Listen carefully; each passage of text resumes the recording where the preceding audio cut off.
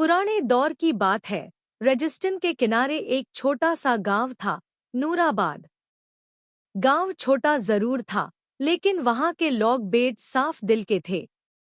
मिट्टी के घर, कच्ची गलियां और बीच में एक पुरानी सी मस्जिद, जहां से हर सुबह फजर की अजान की आवाज पूरे गांव को रूहानी सुकून दे देती थी। इसी गांव के किनारे एक पुराना नीम का दरख्त था। उस दरख्त के नीचे एक फकीर रहता था। लोग यूस बाबा करीम शाह कहते थे।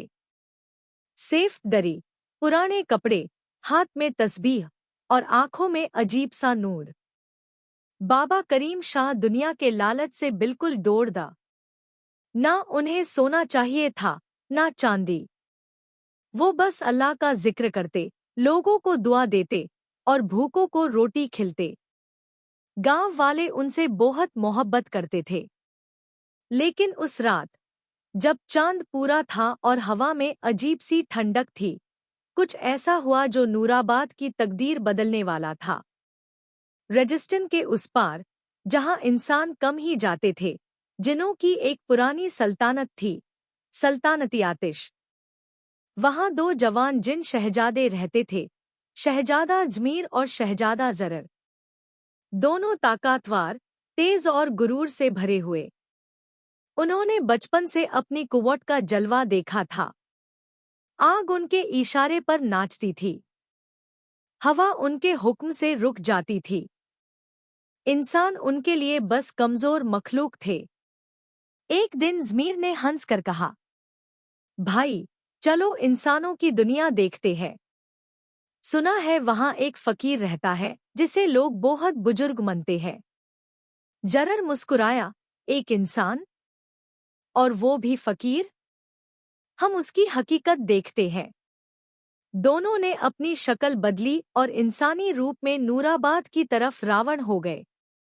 अगली सुबह गांव में दो अजीब नौजवान आए। उनके कपड़े महंगी थे, चेहरे पर अजीब सी शान। लोग उन्हें देखकर हैरान हुए। वो सीधा नीम के दरख्त के पास पहुंचे जहां बाबा करीम शाह तस्बीह पढ़ रहे थे। ज़मीर ने हल्की सी हंसी के साथ कहा, तुम ही हो वो फकीर जिसे लोग वाली समझते हैं। बाबा ने आंखें उठाकर देखा। उनकी नजर में सुकून था। बेटा, मैं बस अल्लाह का बंदा हूं। जरर ने तंज किया, लोग कहते हैं तुम्हारी दुआ कबूल होती है। क्या? सुबह का वक्त था। नूराबाद पर सूरज की पहली रोशनी फैल रही थी, लेकिन आज हवा में अजीब सी बेचैनी थी। परिंदे कम बोल रहे थे। जानवर चुप थे, जैसे फितरत को भी किसी आने वाले तूफान का एहसास हो। नीम के दरख्त के नीचे बाबा करीम शाह तस्बीह कर रहे थे। उनका चेहरा पुरसुकून था, लेकिन आंखों में गहरी फिक्र थी। दौर राजस्थान में शहजादा ज़मीर और शहजादा जरर अपनी असली रूप में खड़े थे। उनके जिस्म से हल्की हल्की आग की लाऊ निकल रही थी। जरर ने जमीन पर जोर से पांव मारा। बस बहुत हो गया। आज उस फकीर को और इस गांव को दिखा देते हैं कि जिन शहजादों से टकराने का अंजाम क्या होता है। ज़मीर ने आसमां की तरफ देखा। मगर भाई, अगर वो वकाई अल्लाह का नेक बंदा हुआ तो? जरर की आंखें लाल हो गई। हम आग से बने हैं। हम किसी इंसान से नहीं डरते। दोनों हवा में घुल गए और अगले ही लम्हे नूराबाद के आसमां पर सियाह बादल छा गए। गांव वाले घबराकर घरों से बाहर निकले। अचानक तेज आंधी चलने लगी। मिट्टी का तूफान इतना सख्त था कि लोगों को सांस लेना मुश्किल हो गया। बच्चे रो रहे थे। औरतीनदार के मारे दुआएं पढ़ रही थी। नीम के दरख्त के पास जरर ज़हर हुआ। अब वो इंसानी रूप में नहीं था। उसकी आंखें शोलों की तरह जल रही थी। फकीर, उसने गरज कर कहा, आज देखते हैं तुम्हारी दुआ ज्यादा ताकतवर है या हमारी आग। ज़मीर ने हाथ उठाया।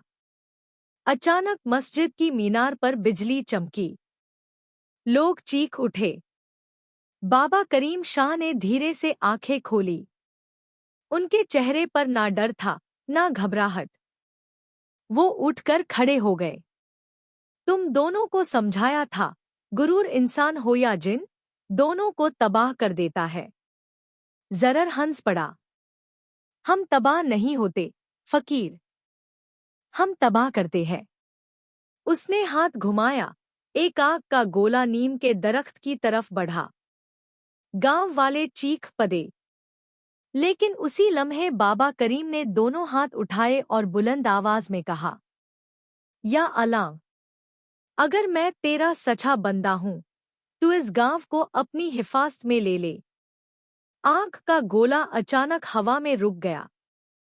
फिर धीरे धीरे आसमां पर छाया हुआ वो अजीम साया धीरे धीरे साफ होने लगा। काले बादलों के दरमियां एक रोशन लेकिन खौफनाक सूरत झिर हुई, बादशाही जिन अजहक। उसकी आंखें बिजली की तरह चमक रही थी और उसकी आवाज में रेजिस्टेंस की आंधियों जैसी गरज थी। नूराबाद के लोग खौफ से कांप रहे थे। बच्चे अपनी माँओं से लिपट गए। आदमी कलमा पढ़ने लगे। ज़मीर और जरर दोनों घुटनों के बाल बैठ गए। अब्बा हुजूर, हमसे गलती हो गई। बादशाह अजहक की नज़र सीधा बाबा करीम शाह पर टिक गई। इंसान, तुमने मेरे शहजादों को कमजोर किया। क्या तुम जानते हो इसका अंजाम? बाबा करीम शाह ने तस्बीह अपने हाथ में पकड़े राखी। उनका चेहरा पुरसुकून था। बादशाह हो या फकीर, सब अल्लाह के बंदाई है। मैंने सिर्फ दुआ की। अगर दुआ से कोई कमजोर हुआ तो समझ लो उसके अंदर गुरूर ज्यादा था। आसमां में जोर की गरज हुई। अजहक ने हाथ उठाया। रेजिस्टेंस की तरफ से आग का एक बड़ा तूफान नूराबाद की तरफ बढ़ने लगा। हवा लाल सी नजर आने लगी। गांव वाले चीख पड़े। जरर ने धीरे से कहा, अब्बा हुजूर, ये गांव बेकसूर है। मगर अजहक का गुस्सा ठंडा नहीं हो रहा था। इंसानों को सबक मिलना चाहिए कि जिन शहजादों से टकराने का मतलब क्या होता है। बाबा करीम शाह नीम के दरख्त के सामने आ खड़े हुए। उन्होंने दोनों हाथ आसमां की तरफ उठाए। या रब, अगर ये इम्तिहान है तो हमें सब्र दे। अगर ये अजाब है तो हमें हिदायत दे। जैसे ही उनके अल्फाज खत्म हुए, नीम का दरख्त नूर से चमक उठा। आग का तूफान जैसे ही गांव के करीब पहुंचा, वो नूर से टकराकर रुक गया। एक पाल के लिए वक्त थम सा गया। बादशाह अजहक की आंखों में हैरानी उभार आई। ये कौन सा जादू है? बाबा करीम ने नरमी से जवाब दिया, ये जादू नहीं, यकीन है। ज़मीर के दिल में पहली बार रोशनी सी महसूस हुई। उसने अपने वालिद की तरफ देखा। अब्बा हुजूर, शायद हम गलत थे। हमने इन्हें कमजोर समझा। जरर ने भी सर झुका दिया।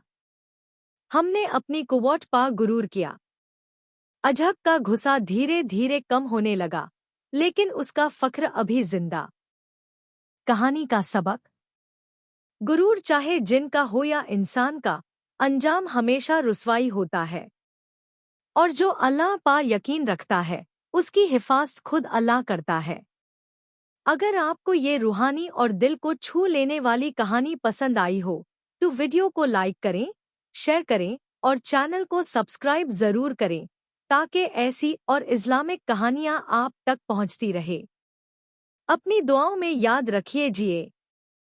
अल्लाह हाफिज।